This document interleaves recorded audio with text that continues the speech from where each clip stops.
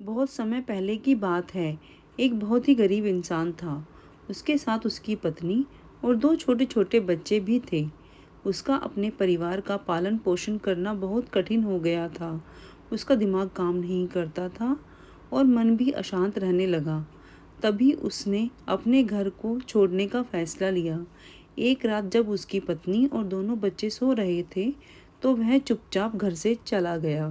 रात में बिना किसी मंजिल के वो आदमी चलता रहा।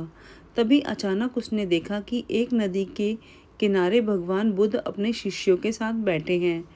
उसी वक्त उसने निर्णय लिया कि वह अब सन्यासी हो जाएगा और भगवान बुद्ध का शिष्य बनकर यहीं रहेगा। उसके बाद वह भगवान बुद्ध के चरणों में गिर गया और उसने विनती करने लगा कि उसे वह अपना शिष्य बनाकर अपने साथ ही रख लें। भगवान बुद्ध ने उस गरीब इंसान की बात सुनकर उसे अपना शिष्य बनाकर अपने साथ रख लिया। भगवान बुद्ध अपने शिष्यों के साथ आगे बढ़ते हैं। रास्ते में चलते चलते थक गए थे। सब रुककर एक पेड़ के नीचे विश्राम करने लगते हैं। तभी भगवान बुद्ध को गर्मी के मारे बहुत तेज प्यास लगने लगी।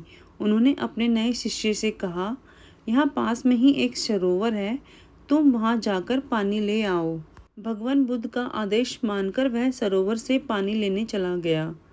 जब वह सरोवर के पास पहुंचा तो उसने देखा कि कुछ जंगली जानवर सरोवर में उधम मचा रहे हैं।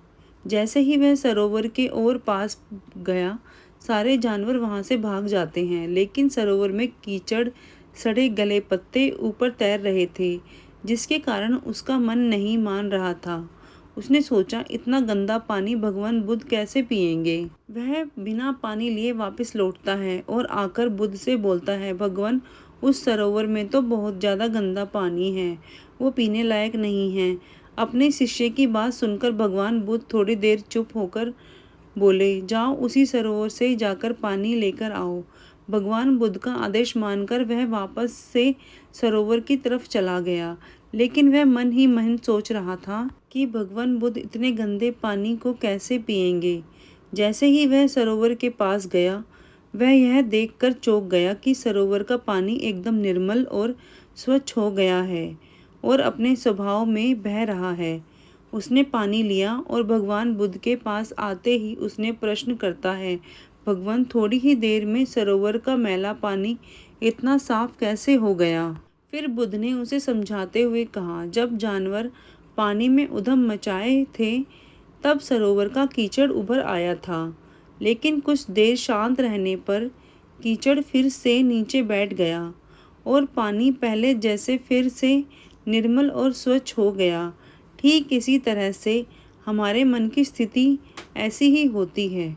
जीवन की कठिनाइयों और भाग दौड़ हमारी मन में उथल पुथल पैदा कर देती है, जिसके कारण हम बिना सोचे समझे गलत निर्णय ले लेते हैं। लेकिन कोई भी निर्णय लेने से पहले अगर हम अपने चित्त को शांत रखें और धैर्यपूर्वक बैठकर सोचें, तो हमारे मन की वह उथल पुथल भी पानी की कीचड़ की तरह नीचे बैठ जाती है और तब हम जो भी निर्णय लेते हैं वो हमेशा सही होता है। इसलिए बुरे समय में इंसान को अपना धीरज नहीं खोना चाहिए।